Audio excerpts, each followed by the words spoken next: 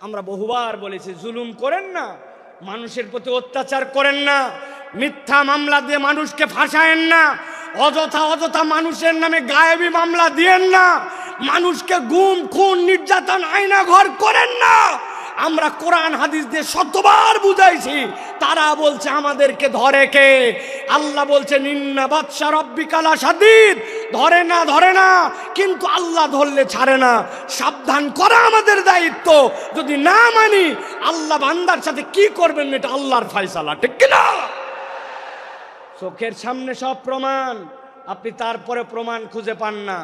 যাদেরকে আপনি অপমান করে অপদস্থ করে দেশ থেকে বের হতে বাধ্য করেছিলেন, যাদেরকে মিথ্যা মামলা দিয়ে অন্যায় করে জাতির সামনে লাম্পট্য চরিত্রের অপবাদ দিয়ে ভিতরে ঢুকিয়েছিলেন, আল্লাহ তাদেরকে এমন সম্মানিত করেছেন, তারা আজকে মঞ্চে বক্তব্য দেয়, তাদের কথা শোনার জন্য লক্ষ মানুষ আসে।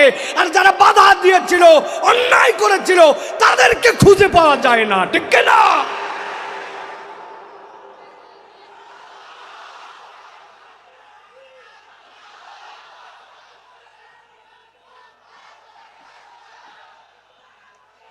প্রিয় ভাইয়েরা, যুগে যুগে জালিমদের ব্যাপারে আল্লাহ রাব্বুল আলামিন একটা কথা বলেছেন, খবরদার তোমরা এটা মনে করো না আল্লাহ রাব্বুল আলামিন জালেমদের ব্যাপারে গাফেল। আল্লাহ জালেমদের ব্যাপারে গাফেল নন, আল্লাহ রাব্বুল আলামিন খবর রাখেন। কিন্তু আল্লাহ রাব্বুল আলামিন কিভাবে ধরবেন এটা তোমার হিসাবের মধ্যে কুলাবে না। আজকে আল্লামা মামুনুল হক আপনাদের সামনে কথা বলবেন। এই একটা মানুষকে নিয়ে যে পরিমাণ অপমান অপদস্থতা তারা দেখিয়েছে, একজন আলেমে দ্বীনের হাতের মধ্যে হাত করা লাগিয়েছে, পায়ের মধ্যে ডান্ডা বেরি লাগিয়েছে, মাথার মধ্যে বারবার বলেছেন আমাদের ভয় নাই, হেলমেটটা পরায়ও না, শুধু জাতির কাছে অপদস্থ করার জন্য মিথ্যা বুলেট প্রুফ জ্যাকেট, মিথ্যা মাথার মধ্যে হেলমেট, এইগুলো দিয়ে আলেমকে অপমানিত করতে চেয়েছে। আল্লাহ দেখায় দিয়েছেন অপমান যারা করেছিলে আজকে তোমাদের পরিণতি কি। এই জন্য আমরা বলতে চাই, এখনো যারা আছেন, আগামীতেও যারা আসবেন, আপনারা যদি মনে করেন একদল গেছে আমরা সামনে বাপের বেটা, আপনাদেরকেও সতর্ক করতে চাই, আলেম ওলামা ইসলামপন্থী কোরআনওয়ালা তাদের সাথে বেয়াদবি করলে দুনিয়া আখিরাতে আল্লাহ তাদেরকে ছাড় দিবে না। সাবধান হয়ে চলবেন, সাবধান হয়ে চলবেন। এটা আমাদের কথা নয়, আল্লাহ রাব্বুল আলামিনের কথা। আল্লাহ রাব্বুল আলামিন বলছেন, ভালো করে জেনে রাখো দুনিয়ার মানুষ, ওয়ামা খলাকতুল জিন্না ওয়াল ইনসা ইল্লা লিয়াবুদুন, আমি জিন আর ইনসান এখানে কাউকে খাস আর আম করি নাই, গণভাবে তোমাদেরকে আল্লাহর ইবাদতের জন্য সৃষ্টি করেছি। অতএব তুমি যদি আল্লাহর আব্দ হও, সেটা যেখানেই হোক না কেন, আল্লাহর উবুদিয়তের মধ্যে ঢুকতে পারলে নিষ্কৃতির পথ আছে। আল্লাহর উবুদিয়তের মধ্যে ঢুকতে না পারলে বাঁচার দ্বিতীয় কোনো রাস্তা নাই। আল্লাহ রাব্বুল আলামিন আমাদেরকে যেন এই কথাগুলি বোঝার তৌফিক দান করেন, বলেন আল্লাহুম্মা আমিন। প্রিয় ভাইরা, আমি মূল আলোচনার মধ্যে প্রবেশ করব, তবে তার আগে এতক্ষণ যেটি বললাম এটা আমার নিজস্ব চিন্তা চেতনায় আমি খেয়াল করে দেখেছি। আমাদের যে মাহফিলগুলো হয়, এই মাহফিলগুলোতে আমাদের যারা শ্রোতারা আসেন তারা একটু এলোমেলো বাউন্ডারিহীন আসেন। কি শুনলাম আর কি শুনবো, খানিকক্ষণ আসলাম, স্লোগান দিলাম, তকবির দিলাম, হই হই করলাম, চলে গেলাম। এই মাহফিল বড় মাহফিল, লোক দেখানোর মাহফিল করে লাভ নাই। এই জন্য আমি চিন্তা করি যেখানেই যাই আগে অন্তত একটু আইল দেই, আইল বাঁধা। আইল চেনেন আপনারা? ভাই আইল যদি না থাকে পানি বাঁধবে? কথা বললেন না, পানি বাঁধবে? আসলে আমাদের থেকে অনেক ডিস্টেন্স হয়ে গেছে আপনাদের, তাই না ভাই? একটু দূরে চলে গেছেন আপনারা। প্রিয় ভাইয়েরা, আইল যদি না থাকে তাহলে পানি যেরকম বাঁধে না, তো আমাদের জীবনে আমি যে কথাটা শুনবো এই কথাটার আগে একটা আইল লাগবে, যে আমি কেন এই কথাটা শুনতেছি, এই কথাটা আমার শোনা কেন জরুরি। আমি তো আল্লাহ রাব্বুল আলামিনের পূর্ণ ইতাআতে ঢুকতে চাই, কিন্তু আমার জীবনভর এমন অপরাধ, এমন ভুলভ্রান্তি যে আমি কোনো লাইন খুঁজে পাই না, আমি কোন লাইনে যাব। তো ওই লাইনটা বোঝানোর আগে আমি একটু আয়াল দিলাম। এখন আপনাদের সহযোগিতা নিয়ে আমরা সরাসরি একটু তাফসীরের মধ্যে প্রবেশ করতে চাই। আপনারা প্রবেশ করতে চান? আছেন আপনারা ইনশাআল্লাহ? কারা কারা আছেন দুই হাত উঁচু করে একটু দেখান। কথা বলবেন না, কোনো কথা বলবেন না, চুপচাপ হাত নামান, হাত নামান, হাত নামান, হাত নামান। থামেন থামেন, তাকবীর দিয়েন না ভাই, কত সময় সংক্ষেপ, আপনাদের অনেক আবেগ আমরা জানি, তাকবীর দিয়েন না। একটু আপনাদের মোবাইলের লাইট আছে? আছে? একটু শার্ট করে 5 সেকেন্ড সময় দিলাম, জ্বলায় ফেলেন দেখি। হ্যাঁ, একটু জ্বলায় ফেলেন। যার যার মোবাইল আছে কথা বলবেন না, একটা কথা হবে না, একজনও না। জ্বলাইছেন? এবার হাতটা উঁচু করেন, দুই হাত, দুই হাত। যারা জ্বলাতে পারে নাই শিখায় দেন কেমনে জ্বলাতে হয়।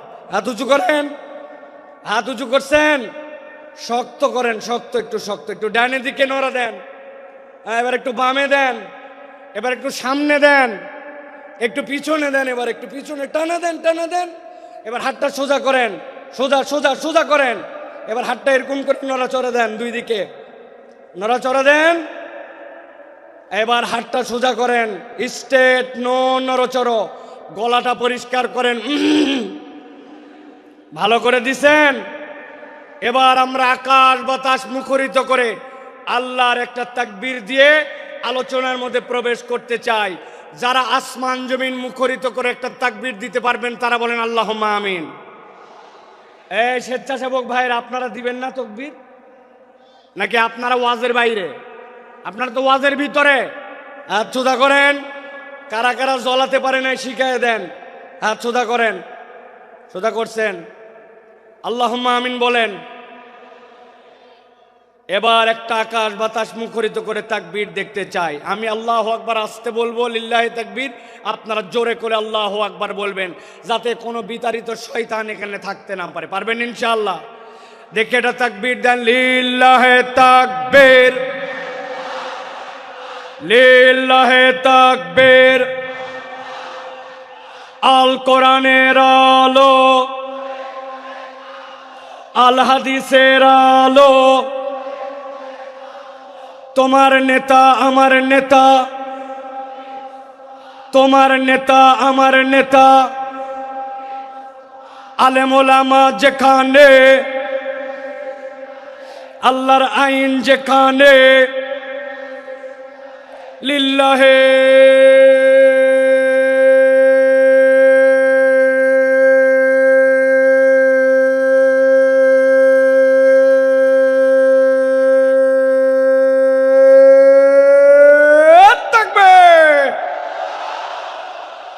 আল্লাহ রাব্বুল আলামিন বলছেন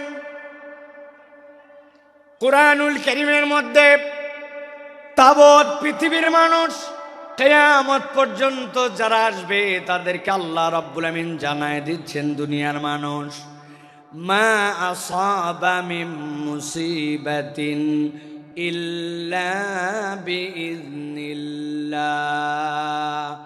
দুনিয়াতে তোমাদের যত বালা, যত পরীক্ষা, যত মুসিবত, যত ধরনের দুনিয়াতে তোমাদের সামনে বিপদ আপদ আসুক না কেন, আল্লাহ বলছেন কখনো বান্দা এইটা যেন ভাবে না যে এইটা আল্লাহ রাব্বুল আলামিনের জ্ঞানে বোধহয় নাই, আল্লাহ বোধহয় এ বিষয়ে বেখবর। আল্লাহ বলছেন তোমার জীবনে যত মুসিবত যাই আসুক না কেন, ইল্লা বিইজনিল্লাহ, আল্লাহর হুকুমের বাহিরে, আল্লাহর জ্ঞানের বাহিরে কোনোটি নয়। তাহলে আমাদের জিজ্ঞাসা, বিপদ আমাদের আসলো, মুসিবত আমাদের আসলো, নানান ধরনের কঠিন পরিবেশ পরিস্থিতি আমাদের উপর দিয়ে যায়, আল্লাহ কি আমাদেরকে এইগুলা দিয়া পরীক্ষা করে করে মজা পান নাকি রব্বুল আলামিন? না না না, ঈমান এইটা নয়।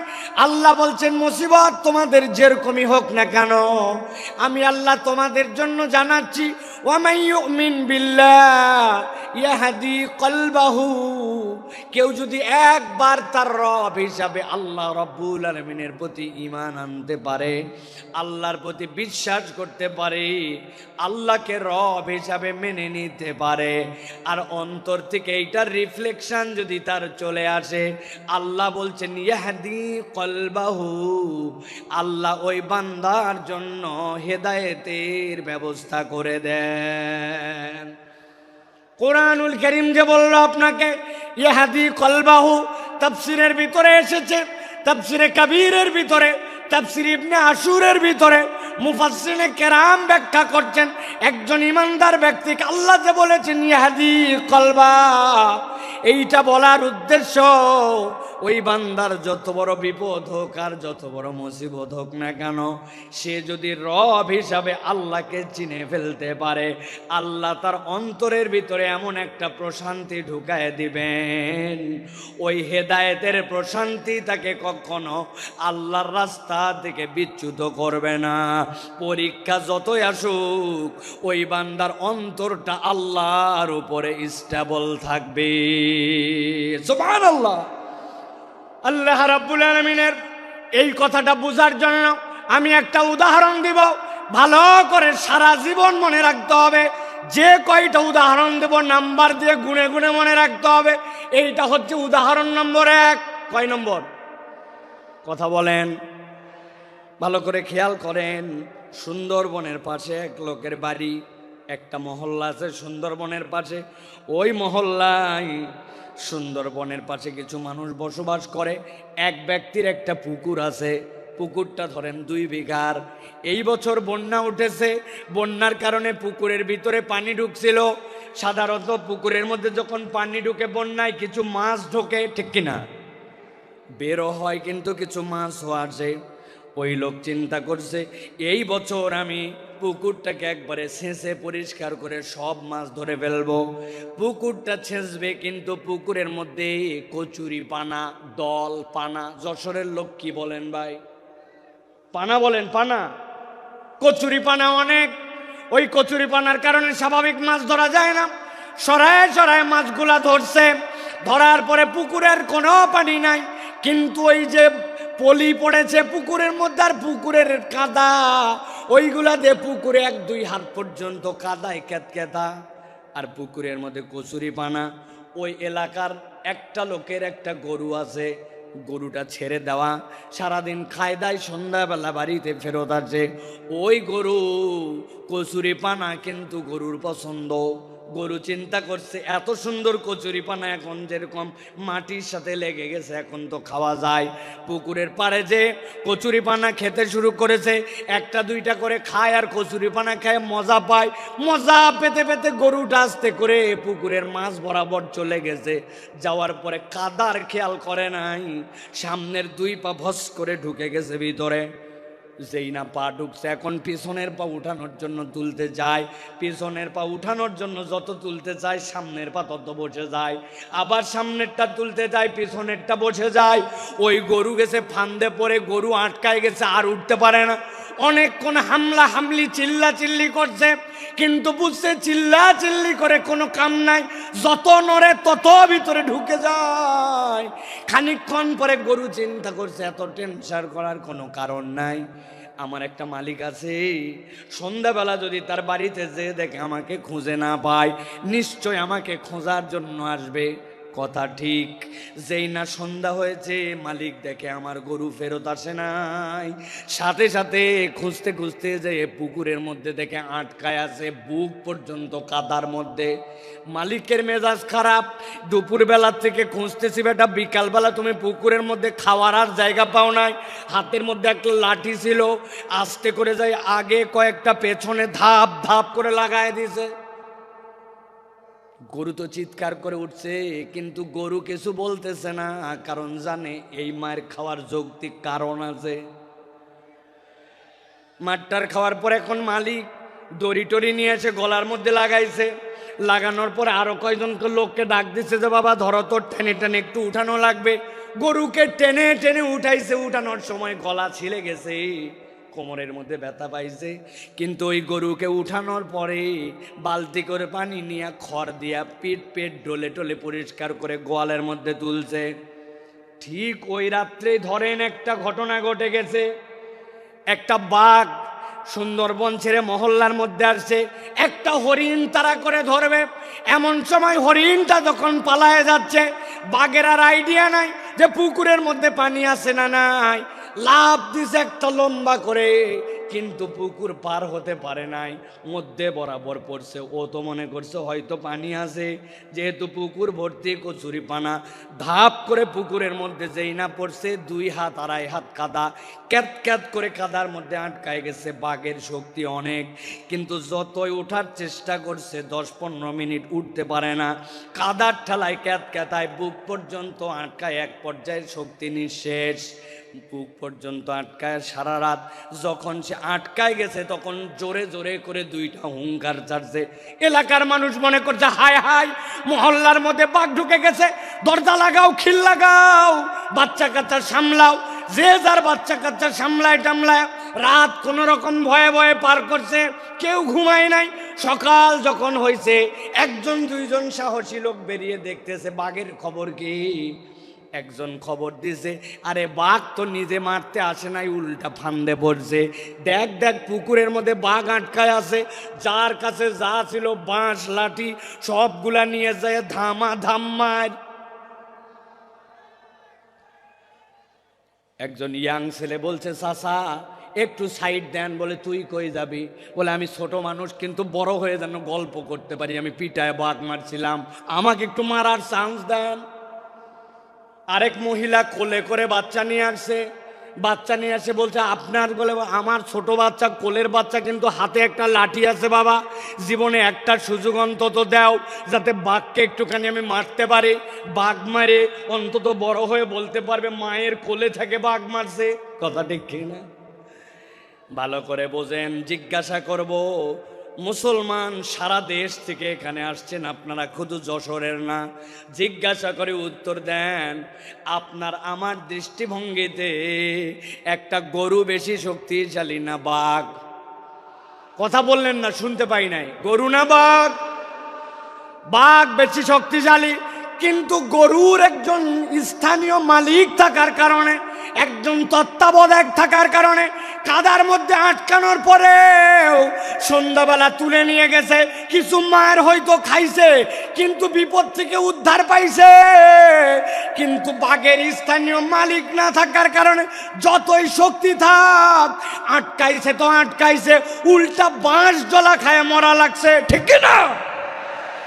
আমার আল্লাহ রাব্বুল আলামিন বলছেন, মা আসাবা মিন মুসিবাতিন ইল্লা বিইذনিল্লাহ ওয়া মান ইউমিন বিল্লাহ ইয়াহদি কলবাহু ওয়াল্লাহু বিকুল্লি শাইইন আলীম।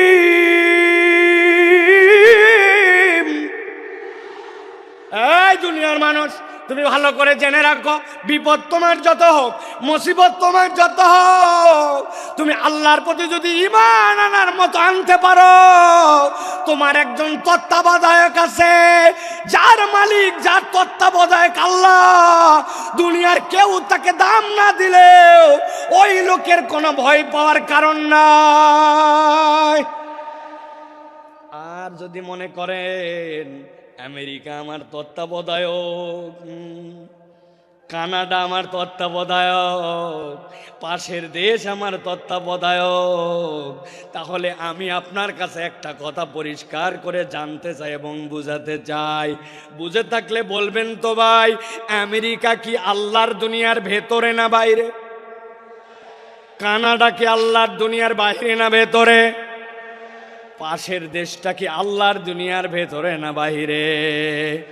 তাহলে আপনি বাংলাদেশ থেকে টপকায়া দেশের বাইরে যায় কেমনে ভাবতেছেন আল্লাহর দুনিয়ার বাইরে?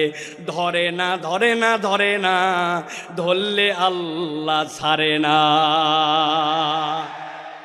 কেবল তো খেলা শুরু, ঠিক কি না? আপনারা ফুটবল খেলছেন না? ফুটবল খেলা কেমনে হয় দেখছেন আপনারা? সেন্টার থেকে খেলা শুরু, কোথা থেকে? সেন্টার থেকে খেলা শুরু হয়, এই পা ওই পা এই পা এই পা করতে করতে আস্তে করে বল যখন ডি বক্সের মধ্যে যায়, তারপরে চূড়ান্ত শট করে গোল দেওয়া হয়, ঠিক না? যারা তওবা না করে আল্লাহর কাছে ফেরত আসবে না, আর মনে করবে যে আমি অল্প একটু আয়ত্তের বাহিরে চলে গেলাম, গ্রেপ্তারের বাহিরে চলে গেলাম, দেশের বাহিরে চলে গেলাম আর বেঁচে গেলাম, আপনি আসলে বাঁচেন নাই।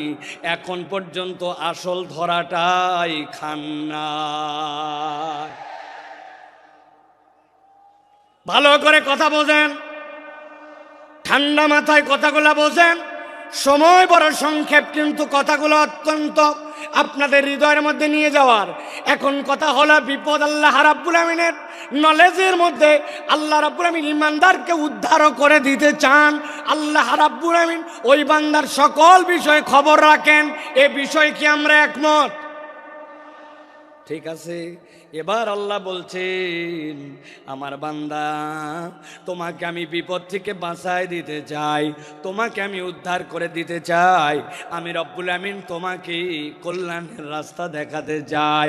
কিন্তু রব্বুল আমিন বলছেন, আমি বান্দাকে যখন বাঁচাতে চাই, আমি রব্বুল আলামিনের একটা তরিকা আছে। উদাহরণ নম্বর 2। কয় নম্বর? কথা বললেন না ইয়াংরা, কয় নম্বর? ওই যে ডান পাশে তাকান, ডান পাশে 3 তলা 4 তলা বিল্ডিং দেখা যায়, দেখতে পাচ্ছেন? ওই দেখেন 4 তলার মধ্যে আলো জ্বলে, 4 তলার মধ্যে জানলা খোলা, ফ্যানটা ঘুরতেছে। এখন আপনাকে যদি কেউ বলে 4 তলার মধ্যে যেহেতু আলো জ্বলতেছে, 4 তলার মধ্যে ফ্যান চলতেছে, তাহলে আপনার স্বাভাবিকভাবে বিবেচনায় কি আসবে? এই বিল্ডিংয়ের 4 তলায় মানুষ থাকে না? থাকে না? মানুষ থাকে। কিন্তু আপনার এলাকার এক ছেলে বলতেছে, যতই মানুষ থাক, যাই থাক না কেন, আমি শিওর এইটাতে ওঠার জন্য কোনো সিঁড়ি নাই, এইটাতে ওঠার জন্য কোনো লিফট নাই, এইটাতে ওঠার জন্য কোনো মই নাই, যতই মানুষ থাক। এই কথা যদি বলে কেউ আপনার এলাকায়, ওই ছেলেকে, ওই লোককে কি বলবেন? কেন? ওই লোকের পাগল। তো পাগল বলবেন কেন? বলবেন স্ক্রু ঢিল, ঠিক কিনা? আন্দাজি হুজুর যা বলে তার সাথে হো বলেন না। মানুষের স্ক্রু থাকে নাকি? বলে হুজুর, ওই পাগল আর স্ক্রু ঢিল এইটা আক্ষরিক অর্থে নয়, এইটা রূপক অর্থে। ওই লোকটার ব্রেনে অসুবিধা আছে। তাছাড়া 4 তলায় মানুষ থাকে আর সিঁড়িও নাই, লিফটও নাই, এইটা হতে পারে না, ঠিক কিনা? আমার আল্লাহ রাব্বুল আমিন বলছেন, বিপদ আছে, বালা মুসিবত আছে, সব আছে, কিন্তু আমি রব্বুল আমিন তোমাকে উদ্ধার করতে চাই। গভীর মনোযোগ দেন। আল্লাহ সিঁড়ি বর্ণনা করতেছেন, এবার কিভাবে তুমি উদ্ধার পাবে। আল্লাহ বলছেন, ওয়াতিউল্লাহ ওয়াতিউর রাসূল ফাইন তাওয়াল্লাইতুম ফাইন্নামা আলা রাসূলিনাল বালাগুল মুবিন।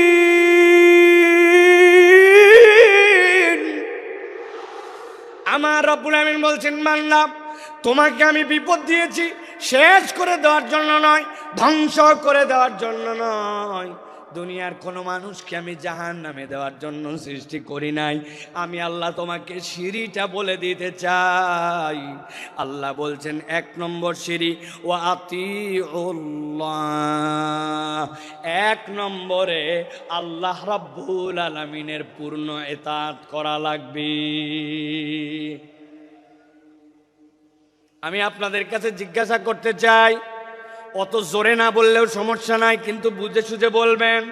আল্লাহ রাব্বুল আলামিনের যে ইতাআত করা লাগবে, এ বিষয়ে কি আমাদের কোনো সন্দেহ আছে? কিন্তু আমরা কি আল্লাহ রাব্বুল আলামিনের পূর্ণ ইতাআত করি? আমরা পূর্ণ ইতাআত করি না। এই মাহফিল এরকম নয় আমি খালি একচেটিয়া বলে যাব আর আপনি খালি শুনে যাবেন আর হ হ করে যাবেন। আমি আপনার চিন্তার খোরাক দিতে চাই। একটুখানি ঠান্ডা মাথায় এবার চিন্তা ভাবনা করেন তো। আমি 5-7 সেকেন্ড আপনাকে সময় দিব। আমি আল্লাহর ইতাআত করতে হবে জানি, কিন্তু পূর্ণ ইতাআত করি না। বলেন তো, আমাদের পূর্ণ ইতাআত না করার পেছনের কারণ কি হতে পারে? ভাবেন। চিন্তা করেন আপনি একটু 5-7 সেকেন্ড মনে মনে একটা কিছু চিন্তা করেন। আপনাদের এক একজনের এক এক ধরনের আপনাদের চিন্তার উদয় হয়েছে কিনা ভাই? আমি আপনার কাছে একটা সামারি করি, দেখেন তো আমার চিন্তার সাথে আপনার চিন্তার সাথে সমন্বয় হয় কিনা। আল্লাহর ইতাআত করতে হবে কিন্তু পূর্ণ ইতাআত করি না। আমি আমার ক্ষুদ্র দৃষ্টিভঙ্গিতে দেখেছি এর অন্যতম কারণ হচ্ছে আমরা আল্লাহ রাব্বুল আলামিন যে আমাদের জন্য রাজ্জাক আর রব, আল্লাহর রাজ্জাক আর রুবুবিয়্যাতের মূল পরিচয় আমরা ওয়াকিফাল নয়, ঠিক কি না? আপনি বলবেন হুজুর আমি আমার রাজ্জাক রবকে চিনি। কেমনে চিনেন? আমার বাড়িতে খাবার অভাব নাই, আমার বাড়িতে বাজার হাট নিয়ে চিন্তা নাই, আল্লাহ আমাকে আলহামদুলিল্লাহ যথেষ্ট খাবার, যথেষ্ট আমার বাজার, যথেষ্ট চাল ডাল আমাকে দিয়েছে। আপনি যদি মনে করেন আল্লাহ আপনাকে চাল ডাল আর খাদ্য এইটা দিয়ে একমাত্র আপনার জন্য রাজ্জাক, আপনি তাহলে আল্লাহর রাজ্জাক নামের 1% কেবল চিনছেন, বাকিটুকু আপনি চিনেন নাই। আল্লাহ নিজের পরিচয় দিয়েছেন, ইন্নাল্লাহা হুয়ার রাজ্জাকু যুল কুওয়াতিল মাতিন।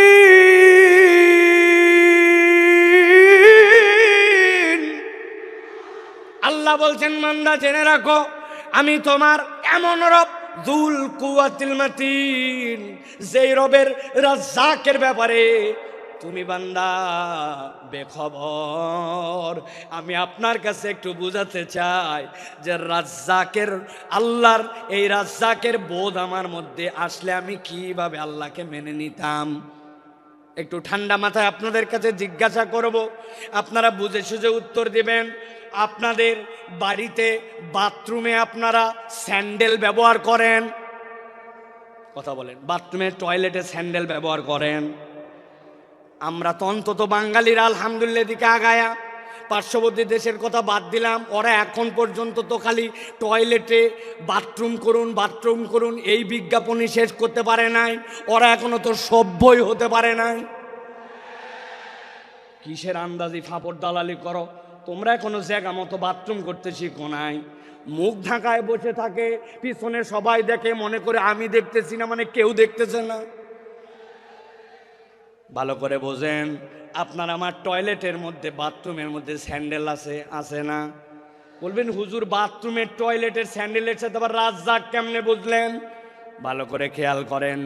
আপনাকে বলছে আপনার স্ত্রী, আপনার মা, বাবারে তোর আব্বা বাথরুমে গেছিল, পা পিছলায় গেছে। কেন পা পিছলালো মা? জুতার তলাটা ক্ষয়ে গেছে রে বাপ, নতুন একটা স্পঞ্জ স্যান্ডেল নিয়ে আসিস তো, কেননা জুতা দেখতেছি নিচে পিছলা হয়ে গেছে। আপনার আমার এরকম হয় কিনা? আপনার আমার জুতার তলা পিছলা হয়। কতটুকু আপনি বাথরুমে স্যান্ডেল ব্যবহার করেন একবার খেয়াল করে দেখেন। ঢুকলেন একটু, পড়লেন একটু, বেরোলেন, কিন্তু ওই জুতার তলা খোয়ায় যায় 6 মাস টিকে না। কিন্তু আপনি আমি দুনিয়ার বুকে এত চলাফেরা করলাম, কত ফুটবল খেললাম, কত ধান লাগালাম, কত মাটির মধ্যে দিয়ে হাঁটা চলা করলাম, বয়স বাড়তে বাড়তে 20, 30, 40, 50 বছর হয়ে গেল। আপনি একবার ভাবলেন না আপনার পায়ের তলার জুতার তলা ক্ষয়ে যায়, কিন্তু আপনার পাও তো ক্ষয়ে যেতে পারত। বান্দার পায়ের তলা যদি খোয়াইতো তাহলে যশোর অঞ্চলে যেগুলার বয়স 60-70 বছর, রাস্তায় খালি কাল্লাগুলা ঘোরাফেরা করার কথা। কিন্তু রব্বুল আলামিন আপনাকে রিজিক দিলেন, এইটা আপনার রিজিক যে আপনার পায়ের তলা খোয়ায় না।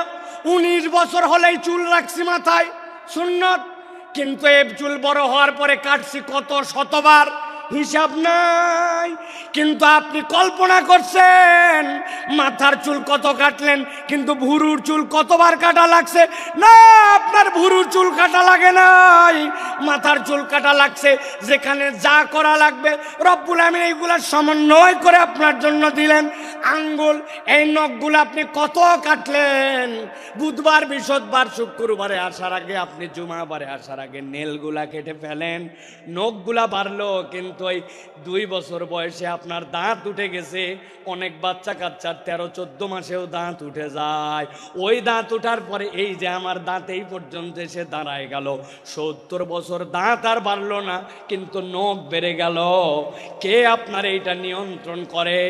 আল্লাহ বলছেন তুমি চিনতে পারো নাই, তোমার রব যিনি রাজ্জাক তিনি এইগুলা তোমার জন্য নিয়ন্ত্রণ করে। ভালো করে বোঝেন। আল্লাহ বলছেন আতিউল্লাহ, আল্লাহকে ইতাআত করো। আর আপনি আল্লাহ রাব্বুল আলামিনের কোন নিয়ামত খুঁজে পান না? আপনি কখনো কল্পনা করেন নাই যে দুনিয়ার মানুষ যা কিছু করে অবচেতন মনে বেশি করে? বুঝাতে পারি নাই? মানুষ চেতন মনে নয়, অবচেতন মনে বেশি কাজ করে। বলবেন হুজুর কেমনে? ভালো করে খেয়াল করেন। এই যে সখিনা মেডিকেল, 8 দিন মেডিকেল কলেজ হাসপাতাল, বুকের মধ্যে ব্যথা, আপনার ডাক্তারের কাছে আসছেন, ডাক্তার বলছে আপনার বুকের সমস্যা, হার্টে, তবে এটা বাঁচার উপায় আছে। কি উপায় ডাক্তার সাহেব? বলেন আমি আরো বাঁচতে চাই। পরামর্শ দিছে, কোনো টেনশন নাই, তবে একটা সাবধানতা অবলম্বন করতে হবে। 1 মিনিটে আপনাকে শ্বাস নিতে হবে 20 বার। যদি 21 বার নেন ঝামেলা আছে, আর যদি 19 বার নেন ঝামেলা আছে। এখন আপনি বাড়িতে আসছেন প্রেসক্রিপশন নিয়ে, এরপরে আপনি এখন হাতে সব সময় শুধু ঘড়ি, কারণ আপনাকে 1 মিনিটে কয়বার শ্বাস নিতে বলছে? 20 বার। 21 বার নিলেও ঝামেলা, 19 বার নিলেও ঝামেলা। ওই লোক এখন নিঃশ্বাস নাই, 1 2 3 4 5 6 8 9 10, সারাদিন খালি গুনে আর নিঃশ্বাস নেয়। 1-1.5 ঘন্টার বেশি গুনার হিসাব মিলাতে পারবেন না। আপনি যদি গুনে গুনে নিঃশ্বাস নেওয়া লাগতো, দুনিয়ার বুকে 2 ঘন্টাও টিকে থাকা সম্ভব নয়। এইগুলো অবচেতনভাবে রব্বুল আলামিন সব নিয়ন্ত্রণ করেন। যিনি নিয়ন্ত্রণ করেন তিনি রব, তিনি আপনাকে আমাকে রিজিক দিয়া রাখছেন। ঠিক কিনা? যশোর অঞ্চলে পিঠার অঞ্চল, ঠিক না ভাই? পিঠাপুলি জামাইরে খাওয়ান তো আপনারা? না খাওয়ান না? বাদ দিছেন না? এখনো খাওয়ান। জামাইরে খাওয়াই।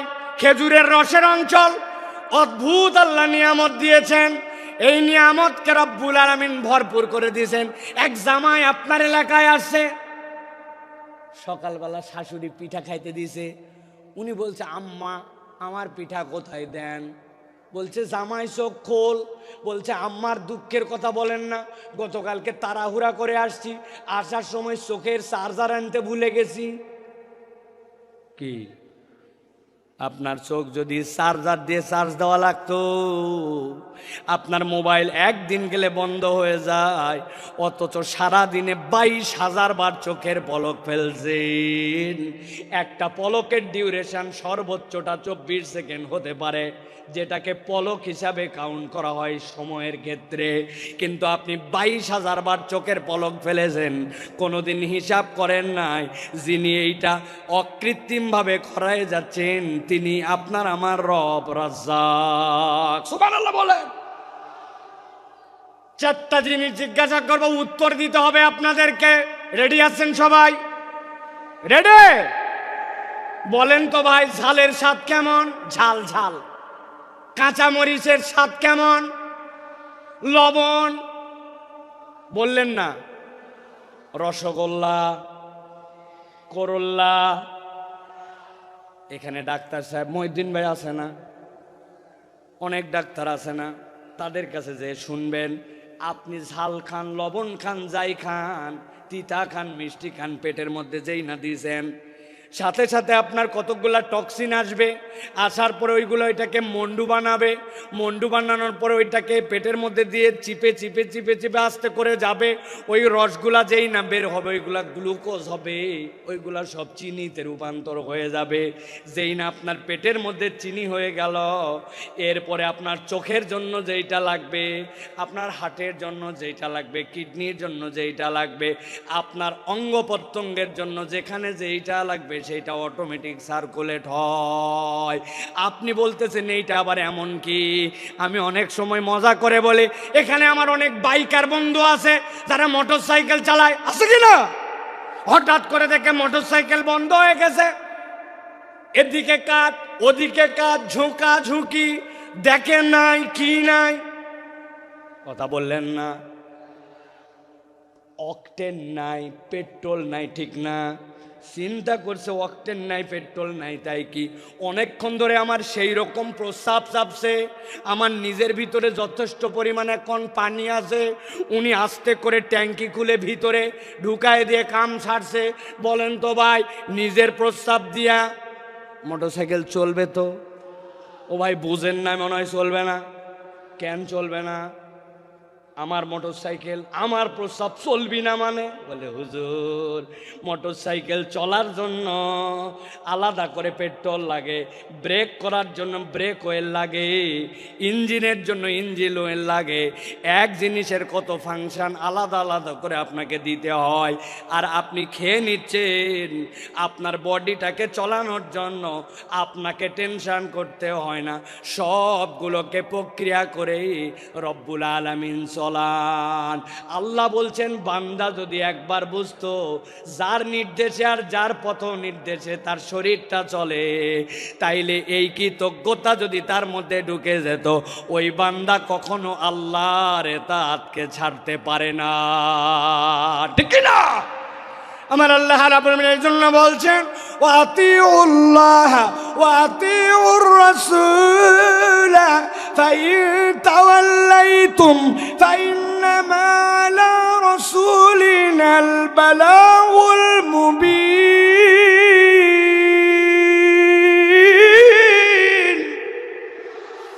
এই দুনিয়ার মানুষ, তোমাকে আমি ধ্বংস করে দেওয়ার জন্য সৃষ্টি করি নাই, আমি তোমাকে নিষ্কৃতি দেওয়ার জন্য সৃষ্টি করেছি। তবে আমি তোমার জন্য সিঁড়ি বলে দিচ্ছি। এক নম্বর সিঁড়ি হচ্ছে আতিউল্লাহ, আল্লাহর ইতাআত তোমার জীবনে লাগবে। আর আল্লাহর অনুসরণ করার পরেই আল্লাহর অনুসরণটা আমার নবীর তরিকায় হওয়া লাগবে। তোমার জীবনে যদি আল্লাহর নবী ঢুকে যায় আর আল্লাহর ইতাআত পূর্ণাঙ্গ হয়ে যায়, আল্লাহ বলছেন ইয়াহদি কলবাহু, ওই বান্দার যত বড় মুসিবতই হোক না কেন, তার জন্য হেদায়েতের পথ দেখানো রব্বুল আলামিনের কাজ। সুবহানাল্লাহ। আল্লাহ সাথে সাথে এটাও বলছেন, তোমাদের মধ্যে কতগুলা গাদ্দার আছে, পণ্ডিত আছে, শুনলাম না আল্লাহর কথা, না শুনলে কি হবে? আছে না? আল্লাহ বলছেন কিছুই হবে না। ফাইন তাওয়াল্লাইতুম ফাইন্নামা আলা রাসূলিনাল বালাগুল মুবিন। আমি আল্লাহ জানায় রাখলাম, তুমি যদি মুখ ফিরায় নাও, নবী আর নবীওয়ালা কাজ যারা করে তাদের দায়িত্ব হচ্ছে বার্তাটা পৌঁছায় দেওয়া। দারোগাগিরি করার জন্য নবী আর নবীর ওয়ারিসদেরকে দায়িত্ব দেওয়া হয় নাই, আমাদের দায়িত্ব পৌঁছায় দেওয়া। শুনলে তোমার ভালো, না শুনলে তোমার বিপদ, ঠিক না? আমরা বহুবার বলেছি, জুলুম করেন না, মানুষের প্রতি অত্যাচার করেন না, মিথ্যা মামলা দিয়ে মানুষকে ফাঁসায়েন না, অযথা মানুষের নামে গায়েবী মামলা দিয়েন না, মানুষকে গুম খুন নির্যাতন আয়না ঘর করেন না। আমরা কোরআন হাদিস দিয়ে শতবার বুঝাইছি, তারা বলছে আমাদেরকে ধরে কে? আল্লাহ বলছেন ইন্না বাতশা রাব্বিকা লাশাদীদ, ধরে না, কিন্তু আল্লাহ ধরলে ছাড়ে না। সাবধান করা আমাদের দায়িত্ব। যদি না মানি, আল্লাহ বান্দার সাথে কি করবেন এটা আল্লাহর ফয়সালা, ঠিক না? চোখের সামনে সব প্রমাণ, আপনি তারপরে প্রমাণ খুঁজে পান না। যাদেরকে আপনি অপমান করে অপদস্থ করে দেশ থেকে বের হতে বাধ্য করেছিলেন, যাদেরকে মিথ্যা মামলা দিয়ে অন্যায় করে জাতির সামনে লাম্পট্য চরিত্রের অপবাদ দিয়ে ভিতরে ঢুকিয়েছিলেন, আল্লাহ তাদেরকে এমন সম্মানিত করেছেন, তারা আজকে মঞ্চে বক্তব্য দেয়, তাদের কথা শোনার জন্য লক্ষ মানুষ আসে। আর যারা বাধা দিয়েছিল, অন্যায় করেছিল, তাদেরকে খুঁজে পাওয়া যায় না, ঠিক না?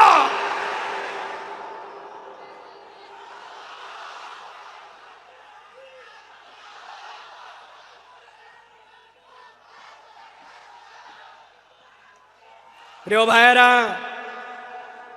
যুগে যুগে জালিমদের ব্যাপারে আল্লাহ রাব্বুল আলামিন একটা কথা বলেছেন, খবরদার তোমরা এটা মনে করো না আল্লাহ রাব্বুল আলামিন জালেমদের ব্যাপারে গাফেল।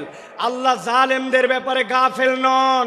আল্লাহ রাব্বুল আলামিন খবর রাখেন, কিন্তু আল্লাহ রাব্বুল আলামিন কিভাবে ধরবেন এটা তোমার হিসাবের মধ্যে কুলাবে না। আজকে আল্লামা মামুনুল হক আপনাদের সামনে কথা বলবেন। এই একটা মানুষকে নিয়ে যে পরিমাণ অপমান অপদস্থতা তারা দেখিয়েছে, একজন আলেমে দ্বীনের হাতের মধ্যে হাত করা লাগিয়েছে, পায়ের মধ্যে ডান্ডা বেরি লাগিয়েছে, মাথার মধ্যে বারবার বলেছেন আমাদের ভয় নাই, হেলমেটটা পরায়ও না, শুধু জাতির কাছে অপদস্থ করার জন্য মিথ্যা বুলেট প্রুফ জ্যাকেট, মিথ্যা মাথার মধ্যে হেলমেট, এইগুলো দিয়ে আলেমকে অপমানিত করতে চেয়েছে। আল্লাহ দেখায় দিয়েছেন অপমান যারা করেছিলে আজকে তোমাদের পরিণতি কি। এই জন্য আমরা বলতে চাই এখনো যারা আছেন, আগামীতেও যারা আসবেন, আপনারা যদি মনে করেন একদল গেছে আমরা সামনে বাপের বেটা, আপনাদেরকেও সতর্ক করতে চাই আলেম ওলামা ইসলামপন্থী কোরআনওয়ালা তাদের সাথে বেয়াদবি করলে দুনিয়া আখিরাতে আল্লাহ তাদেরকে ছাড় দিবে না। সাবধান হয়ে চলবেন, সাবধান হয়ে চলবেন। এটা আমাদের কথা নয়, আল্লাহ রাব্বুল আলামিনের কথা।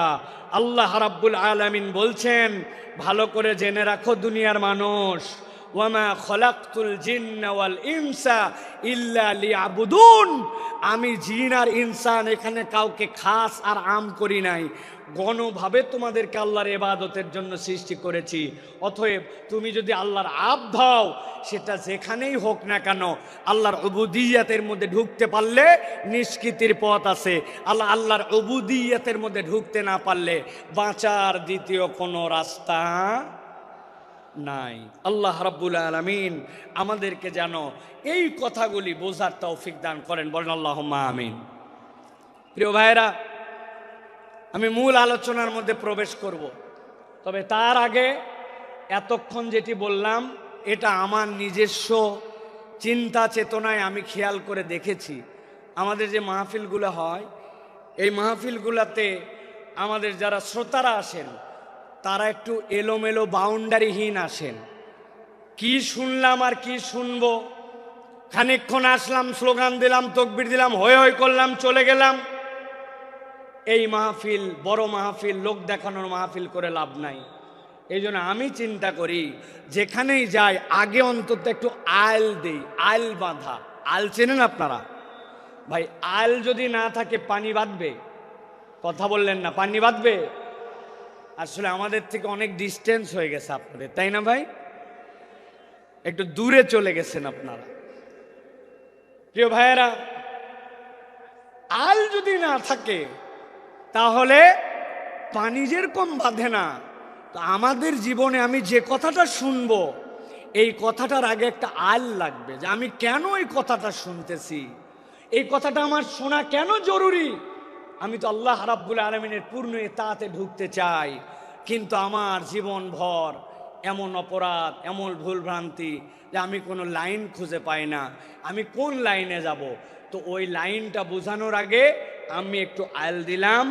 এখন আপনাদের সহযোগিতা নিয়ে আমরা সরাসরি একটু তাফসীরের মধ্যে প্রবেশ করতে চাই। আপনারা প্রবেশ করতে চান? আছেন আপনারা ইনশাআল্লাহ? কারা কারা আছেন দুই হাত উঁচু করে একটু দেখান। কথা বলবেন না, কোনো কথা বলবেন না, চুপচাপ হাত নামান, হাত নামান, হাত নামান, হাত নামান। থামেন থামেন, তকবির দিয়েন না ভাই, কত সময় সংক্ষেপ, আপনাদের অনেক আবেগ আমরা জানি, তকবির দিয়েন না। একটু আপনাদের মোবাইলের লাইট আছে? আছে? একটু শাট করে 5 সেকেন্ড সময় দিলাম, জ্বলায় ফেলেন দেখি। হ্যাঁ, একটু জ্বলায় ফেলেন। যার যার মোবাইল আছে কথা বলবেন না, একটা কথা হবে না, একজনও না। জ্বলাইছেন? এবার হাতটা উঁচু করেন, দুই হাত, দুই হাত। যারা জ্বলাতে পারে নাই শিখায় দেন কেমনে জ্বলাতে হয়। হাত উঁচু করেন, হাত উঁচু করছেন, শক্ত করেন, শক্ত, একটু শক্ত, একটু ডাইনের দিকে নড়া দেন, এবার একটু বামে দেন, এবার একটু সামনে দেন, একটু পিছনে দেন, এবার একটু পিছনে টানা দেন, টানা দেন। এবার হাতটা সোজা করেন, সোজা সোজা সোজা করেন। এবার হাতটা এরকম করে নড়াচড়া দেন দুই দিকে, নড়াচড়া দেন। এবার হাতটা সোজা করেন, স্ট্রেট, নো নড়চড়। গলাটা পরিষ্কার করেন, ভালো করে দিছেন। এবার আমরা আকাশ বাতাস মুখরিত করে আল্লাহর একটা তাকবীর দিয়ে আলোচনার মধ্যে প্রবেশ করতে চাই। যারা আসমান জমিন মুখরিত করে একটা তাকবীর দিতে পারবেন তারা বলেন আল্লাহুম্মা আমিন। এই স্বেচ্ছাসেবক ভাইরা, আপনারা দিবেন না তাকবীর? নাকি আপনারা ওয়াজের বাইরে? আপনারা তো ওয়াজের ভিতরে। হাত সোজা করেন। কারা কারা জ্বলাতে পারে নাই শিখায় দেন। হাত সোজা করেন। সোজা করছেন? আল্লাহুম্মা আমিন বলেন। এবার একটা আকাশ বাতাস মুখরিত করে তাকবীর দেখতে চাই। আমি আল্লাহু আকবার আসতে বলবো, লিল্লাহি তাকবীর, আপনারা জোরে করে আল্লাহু আকবার বলবেন, যাতে কোনো বিতাড়িত শয়তান এখানে থাকতে না পারে। পারবেন ইনশাআল্লাহ? দেখে এটা তাকবীর দেন, লিল্লাহি তাকবীর, লিল্লাহি তাকবীর। আল কোরআনের আলো, আল হাদিসের আলো, তোমার নেতা আমার নেতা, তোমার নেতা আমার নেতা, আলেম ওলামা যেখানে, আল্লাহর আইন যেখানে, লিল্লাহে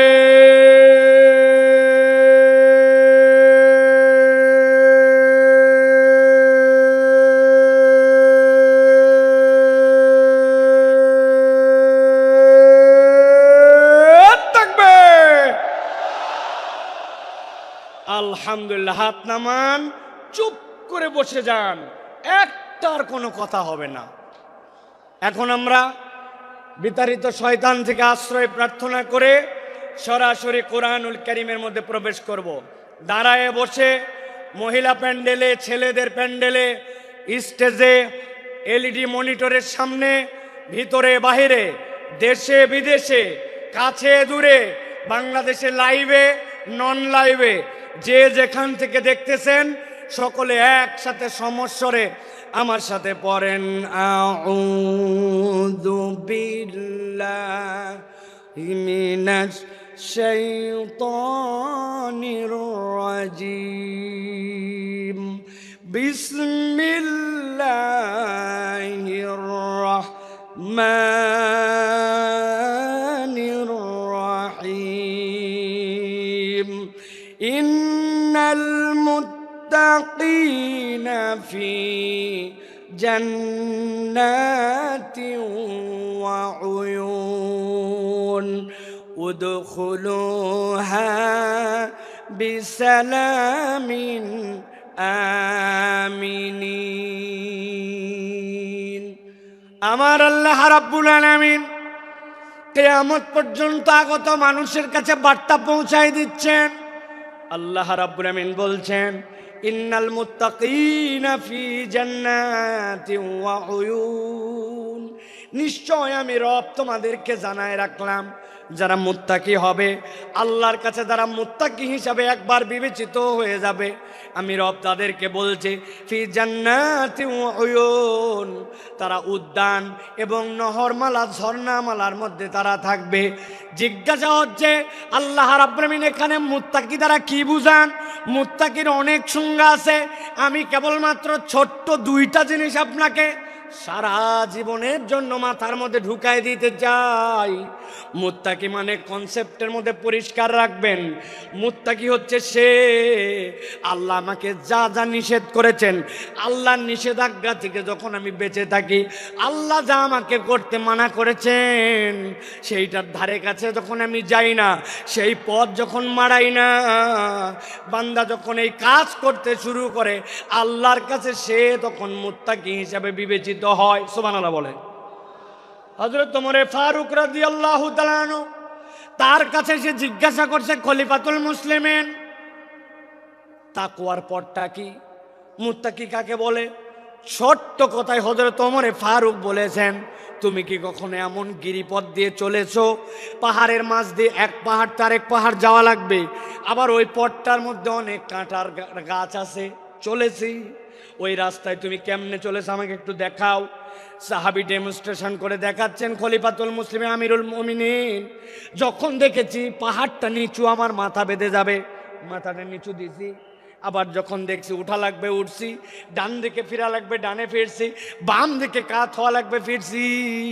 আর আমার গায়ের মধ্যে যে কাপড়টা ছিল ওইটা যেন কোনো কাঁটার গাছের মধ্যে আটকায় না যায়, ওই জন্য কাঁটার গাছের মধ্যে আটকানোর থেকে বাঁচার জন্য কাপড়গুলা জড়ো করে করে আমি চলাফেরা করছি। হযরত ওমর ফারুক বলছেন, তুমি তো তাকওয়া বুঝেই ফেলছো। তাকওয়ার পথ তো এইটাই, হালাল হারামের সংমিশ্রণ আছে, আল্লাহর নিষেধাজ্ঞা আছে, অনেক কঠিন, কিন্তু তোমাকে যে তো বেরিয়ে যেতে হবে। তুমি বিবেচনা করে করে যখন চলো, এইটাই তোমার জন্য তাকওয়ার পথ। আল্লাহ বলছেন ওই তাকওয়ার পথে চলে যারা মুত্তাকি হবে, ইন্নাল মুত্তাকিনা ফি জান্নাতিন ওয়া উয়ুন, আমি রব্বুল আমিন তাদের জন্য জান্নাত, তাদের জন্য ঝর্ণা রেখেছি। আল্লাহ ডাক দিয়ে বলবেন, উদখুলুহা বিসালামিন আমিনিন, ওর মধ্যে তোমরা নিরাপত্তার সাথে প্রবেশ করো। আল্লাহ মূলত বুঝাতে চান, আমার বান্দা যে একবার হবে, আমার এতাতকারী যে হবে, আমি তাকে জাহান্নামের জন্য সৃষ্টি করি নাই, আমি তাকে জান্নাত দিতে চাই। সুবহানাল্লাহ। কিন্তু বান্দা মনে মনে চিন্তা করছে, আমার তো গুনাহ খাতার কোনো শেষ নাই, আমি কেমনে বাঁচবো, আমি কেমনে এই পথকে গ্রহণ করব। আল্লাহ রাব্বুল আমিন বলছেন, বান্দা তুই ভয় পাস না, আমি তোর জন্য ঘোষণা করতেছি। রব্বুল আলামিন কোরআনুল কারীমের 5 নম্বর সূরা, সূরা মায়েদা এর 74 নম্বর আয়াতের মধ্যে বলছেন, আফালা ইয়াতুবুনা ইলাল্লাহ ওয়া ইস্তাগফিরুনাহু ওয়া ইস্তাগফিরুনাহু আল্লাহু গফুরুর রহিম।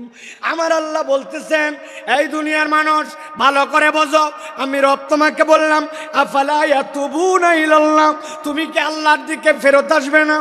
ওয়াস্তাগফিরুনাহু, আর তুমি কি তোমার রবের কাছে ক্ষমা চাইবে না? এটার দ্বারা আল্লাহ কি বুঝাতে চান? তুমি যদি আল্লাহর কাছে ফেরত আসো আর যদি ক্ষমা চাও, আল্লাহ বলছেন আমি রব্বুল আমিন নিজেকে ঘোষণা দিলাম, আল্লাহু গফুরুর রহিম, রব তাকে দয়াময় ক্ষমা করার জন্য রেডি আছে। সুবহানাল্লাহ। তাহলে আমাদের কাজ রব্বুল আলামিনের কাছে ফেরত আসা। আল্লাহ অন্য আয়াতে বলতেছেন, কুল ইয়া ইবাদিয়াল্লাযীনা আসরাফু আলা আনফুসিহিম, কুল, হে নবী আপনি বলে দেন, ইয়া ইবাদিয়া, হে আমার বান্দারা, আল্লাযীনা, যারা, আসরাফু, বাড়াবাড়ি করে ফেলেছো, আলা আনফুসিহিম, নিজেদের অন্তরের উপরে, লা তাকনাতু মির রাহমাতিল্লাহ, তুই তোর রবের দয়া থেকে কখনো ভরসাহীন হয়ে যাস না। ইন্নাহু হুয়াল গফুরুর রহিম,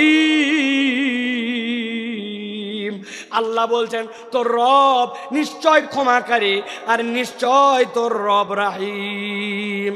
আল্লাহ এরপরে বান্দাকে বলছেন, ওয়ানিবু ইলা রাব্বিকুম ওয়া আসলিমু লাহু, আল্লাহর কাছে ফেরত আয়, আর একবার বল, আল্লাহ ভুল হয়ে গেছে, এখন আমি তোমার কাছে আত্মসমর্পণ করলাম।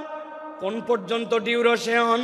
মিন ক্বাবলি আন ইয়াতিয়াকুমুল আযাব, আযাবের দিবস তথা কিয়ামত হওয়ার আগ পর্যন্ত একবার যদি বান্দা আল্লাহর কাছে ফেরত আসে, আল্লাহ বলছেন সুম্মা লা তুনসারুন, আর একবার যদি তোর মৃত্যু চলে আসে আর কেউ সাহায্য করতে পারবে না। আল্লাহ এই আয়াতগুলা সাক্ষ্য দেয় আল্লাহ বান্দাকে ক্ষমা করে দিতে চান। সুবহানাল্লাহ। এখন আপনাদের কাছে 2টা প্রশ্ন। 1 নম্বরে, আল্লাহ রাব্বুল আমিন ক্ষমা করে দিতে চান, আমরা কি ক্ষমা পাইতে চাই? আল্লাহকে আমাকে শোনাতে হবে না, আমাকে শোনাতে হবে না, আমরা কি ক্ষমা পেতে চাই? আল্লাহ রাব্বুল আমিন ক্ষমা করতে চান, পেতে চাই। কিন্তু দ্বিতীয় জিজ্ঞাসা হচ্ছে, আল্লাহর কাছে ক্ষমা পেতে চাই, কিন্তু এর জন্য আমাদের কি কোনো প্রচেষ্টা আছে? কি সমস্যা?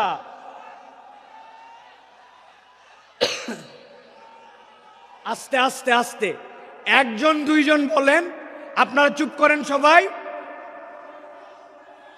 শোনা যায় না, স্পষ্ট না? আল্লাহু আকবার। আমাদের মাইকালা ভাই, আমি আপনাকে কতগুলো পরামর্শ এখান থেকে দিয়ে যাই। আগামীকালকে সামনের যে 5-7 রো দেখতে পাচ্ছি, প্রত্যেকটা বাঁশে একটা বাঁশ পরপর 2টা করে টিউবলাইট লাগাই দিবেন।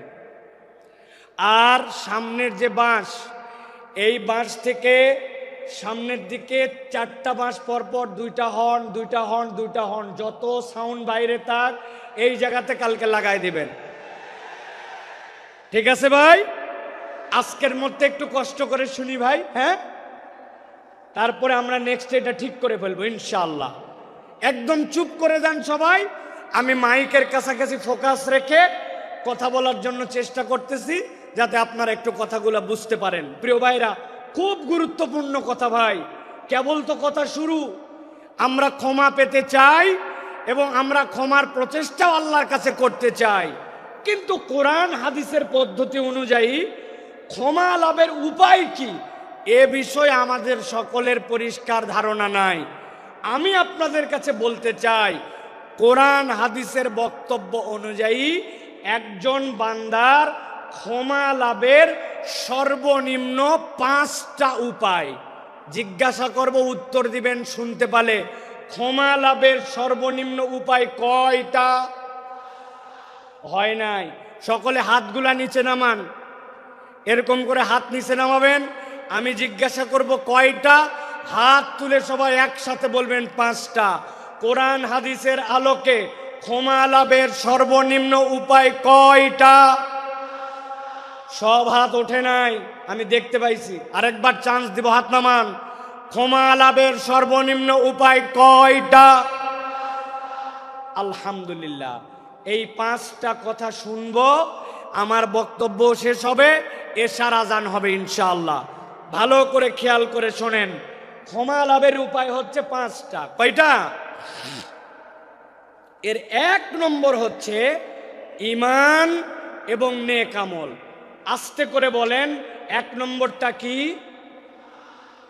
নেক আমল। ঈমান, নেক আমল। বলেন, ঈমান, নেক। এই ওয়াজটা যেন বাড়িতে মুখস্থ যায়, এজন্য আমি এত কষ্ট করতেছি। 1 নম্বরে ঈমান এবং নেক আমল। আল্লাহ রাব্বুল আমিন বলছেন, ওয়াদাল্লাহুল্লাযীনা আমানু ওয়া আমিলুস সালিহাত মিনহুম মাগফিরাতাও ওয়া আজরান আযীমা।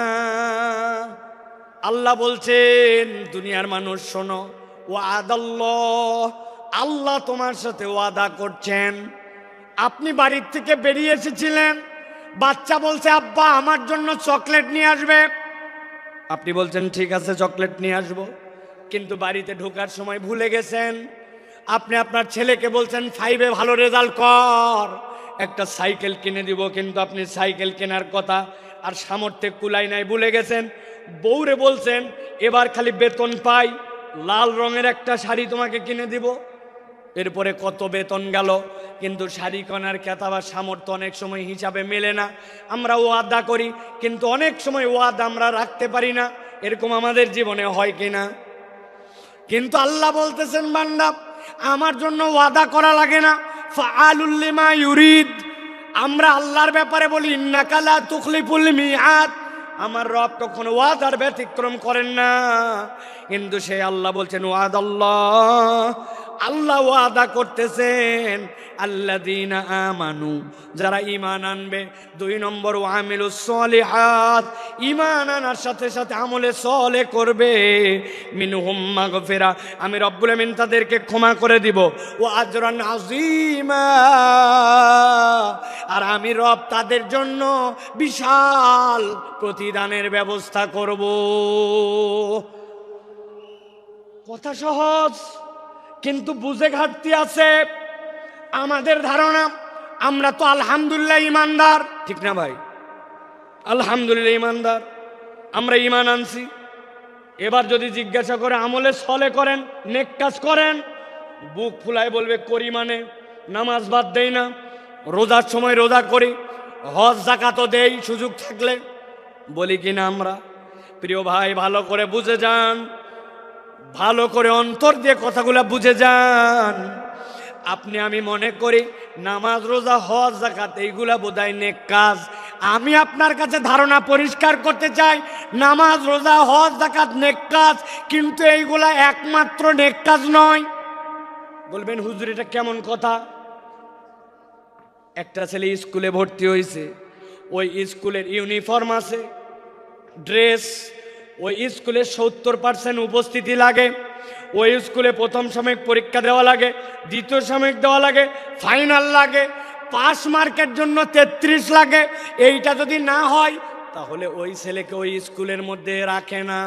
এটা যদি স্কুলের নিয়ম হয়, তাহলে আপনি যদি ইসলামকে একটা স্কুল মনে করেন, ইনস্টিটিউট মনে করেন, নবীজি বলছেন বুনিয়াল ইসলাম আলা খামসিন, ইসলামেরও একটা বেসিক আছে, যেই 5টা কাজের না থাকলে ইসলামের আর ভিত্তি থাকে না।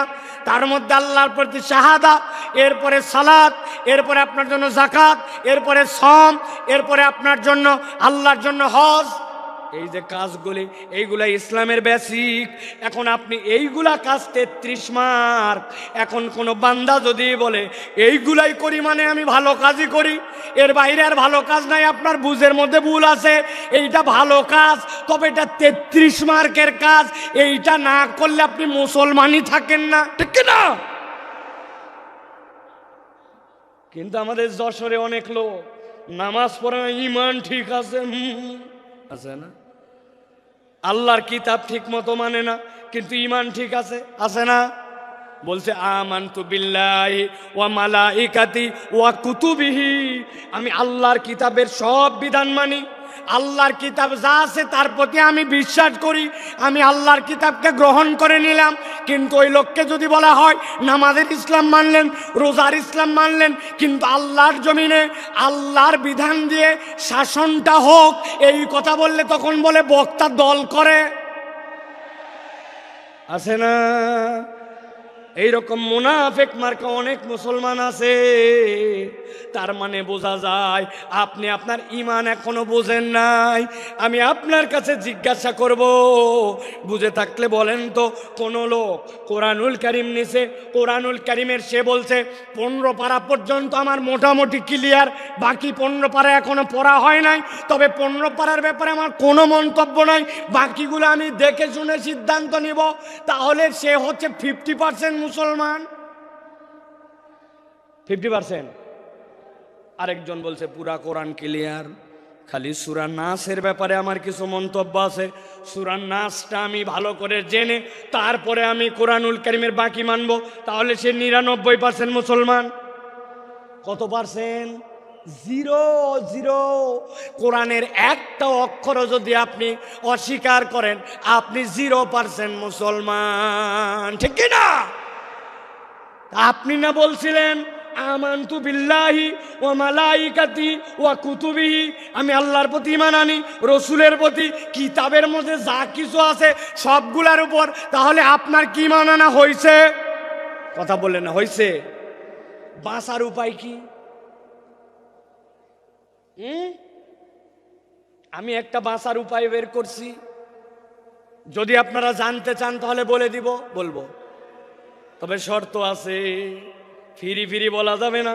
যাওয়ার আগে আমার সাথে দেখা করে 50 টাকা করে হাদিয়া দেওয়া লাগবে। রাজি আপনারা? হুজুর খুচরা টাকা নেয়, এটা গাড়ি ভাড়া খালি দিতে পারবো না, এগুলো বললে হবে না। কয় টাকা বলবো?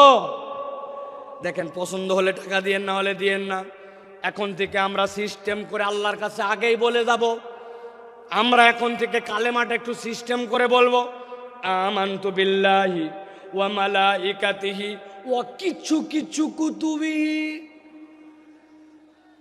অথবা বলবো আমানতু বিল্লাহি ওয়া মালাইকাতিহি ওয়া যদ্দুর বুঝি তদ্দুর কুতুবিহি। এই তো ফেরেশতা যায় কবরে ধরছে, ধরার পরে বলছে আমি আগেই বলে আসছি, আমি 8 দিনের মাহফিলে বলছিলাম যদ্দুর বুঝি তদ্দুর কুতুবি, আন্দাজে আমাকে ধরলে হবে না, বাটাম কি একটাও মাটিতে পড়বে? এই জন্য ভালো করে বোঝেন, ইসলামের বেসিক আপনাকে মেনে নিতে হবে। ওইটা আপনার জন্য ঈমান। তাহলে আমলে সলে কি? আল্লাহ তো ক্ষমা করতে চান। আল্লাহ রাব্বুল আলামিন আমলে সলে নবীকে দিয়ে শিখিয়ে দিয়েছেন। আপনি আপনার জীবনে কিছু কিছু নেক কাজ করতে শুরু করেন।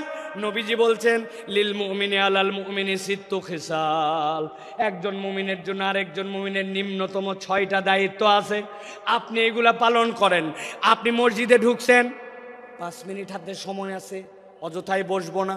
2টা রাকাত তাহিয়াতুল মসজিদ পড়ি, 2টা রাকাত দুখুলুল মসজিদ পড়ি, তারপরে বসবো। 2 রাকাত সময়, 2 মিনিট সময় আছে, সুবহানাল্লাহি বিহামদিহি সুবহানাল্লাহিল আযীম পড়ি। ধান লাগাচ্ছি, আস্তাগফিরুল্লাহ আস্তাগফিরুল্লাহ আস্তাগফিরুল্লাহ। সারাদিনে নিয়ত করছি 100 বার অন্তত দরুদ শরীফ পড়ে ফেলবো। আপনি আপনার আমলগুলা যখন এরকম করে বাড়াতে শুরু করবেন, দেখা হলে সবার আগে সালাম দিব, মানুষকে মসজিদে নেওয়ার জন্য চেষ্টা করব। অনেক মুরব্বী আছে, এই কথা আমি বহু জায়গায় বলছি, আপনার কারণে মসজিদে বাচ্চা কাচ্চা মুসল্লি আসে না। আপনারা মুরব্বীরা রাগ করেন না, আমি কিন্তু আমার সবচেয়ে বাংলাদেশের সিনিয়র মুরব্বী ভাই, ওই ভাইয়ের দাওয়াতে কিন্তু এখানে আসছি। ভাই বলি যদিও, উনি আমার অনেক সিনিয়র। ভালো করে বোঝেন, মুরব্বীদের কারণে অনেক মুসল্লিরা আসে না। বাচ্চা কাচ্চা মসজিদে আসে, একটু হাসাহাসি করে না ভাই, একটু কথাবার্তা বলছে, মুরব্বীর গেছে একবারে মাথা গরম হয়ে চিন্তা করছে কোন বেটায় এত বড় হাসলো, আমি তাকে দেখাবো। উনি শেষ বৈঠকে বসে আছে, এখন আত্তাহিয়াতু পড়তেছে, আত্তাহিয়াতু লিল্লাহি ওয়া সাল্লাম। কার বেটা এরকম করলে রে দেখি তো, আল্লাহুম্মা সাল্লি আলা মুহাম্মদ। মনে হয় এটা হচ্ছে আকবরের বেটা হতে পারে। এরপরে আল্লাহুম্মা ইন্নী যালামতু নাফসি পড়তেছে, আর চিন্তা করছে যে ইমাম সাহেব এত লম্বা দোয়া পড়তেছে, বেয়াদবগুলা হাসাহাসি বন্ধ করে না। উনি এই সকল ভাবতেছে আর চিন্তা করছে, খালি নামাজ শেষ হোক তো দেখাচ্ছি। আসসালামু আলাইকুম ওয়া রাহমাতুল্লাহ, আসসালামু আলাইকুম ওয়া রাহমাতুল্লাহ। আছে না এমন ঝাঁকি মারছে, ওই বাচ্চা মসজিদ থেকে বাড়াইছে, ওই বাচ্চার মসজিদে আসে না, ঠিক কিনা? এই মুরব্বী যারা আছেন, কার কার পকেটে চকলেট আছে বার করেন। কার পকেটে আছে দেখি একটু। বলে হুজুর চকলেট কেন লাগবে? আপনি ওই বাচ্চাকে ডাকতে বলছেন, দাদু হাসে না মসজিদের মধ্যে, আয় এদিকে আয়, এই চকলেটটা নিয়ে পরের ওয়াক্ততে কিন্তু হাসবি না দাদু, কিন্তু মসজিদে কিন্তু আসবি। পরের ওয়াক্তে আবার দেখা হয়েছে, হাসে নাই, দেখছেন, পাশে নিয়ে দাঁড় করে আরেকটা চকলেট বের করে দিয়েছেন। এক ছেলে কয়দিন চকলেট খায় পছন্দ করবে না? 2 দিন পরে 5 টাকার একটা কয়েন বের করে হাতে দিয়ে বলছেন, দাদু একটা বিস্কুট কিনে খাস, তুই তো চমৎকার করে নামাজ পড়িস। আপনি ওই বাচ্চাটাকে নামাজে উৎসাহ দিয়েছেন, হঠাৎ করে একদিন আপনার মৃত্যুর ডাক এসে গেছে, কবরে চলে গেছেন। কিন্তু যেই বাচ্চাকে চকলেট দিয়ে আদর করে মসজিদ থেকে বের করেন নাই, মসজিদমুখী করছেন, 5 টাকার কয়েন দিয়া ওই ব্যক্তিকে আদর যত্ন করে মসজিদের মুসল্লি বানায় দিয়ে গেছেন। আপনি কবরে কিন্তু আপনার 20-25 টাকার ইনভেস্টমেন্ট, ওই বাচ্চা যতবার সিজদা দেয় আপনার আমল নামায় সওয়াব উঠে যায়। এর নাম আমলে সলে। আপনাকে টেকনিক করে আল্লাহর দিকে আগাতে হবে। আল্লাহ বলছেন, আমার বান্দা যদি আমানু আমিলুস সলিহাত মিনহুম মাগফিরা ওয়া আজরান আযীমা। আমার বান্দাকে আমি রব কেবল ক্ষমাই করব না, আমি বিশাল পুরস্কার দিয়ে দিব ঈমানের সাথে। এই জন্য আমলে সলে লাগবে। সাথে সাথে হাদিসের গবেষণায় বোঝা যায়, কোন ব্যক্তি যদি আল্লাহ রাব্বুল আলামিনের কাছে গুনাহ মাফের উদ্দেশ্যে একবার ইস্তেগফার করে, রব্বুল আলামিন তাকে আরো 3টা নিয়ামত দেন। 1 নম্বরে রব্বুল আলামিন ওই বান্দার কঠিন অবস্থা থেকে উদ্ধার করে দেন। 2 নম্বরে তার দুশ্চিন্তা দূর করে দেন। 3 নম্বরে তার রিজিকের পেরেশানি আল্লাহ তুলে দেন। সুবহানাল্লাহ। তাহলে ক্ষমা লাভের উপায় কয়টা? ভুলে গেছেন? কয়টা? 5টা। 1 নম্বর গেল, এবার চলেন 2 নম্বর।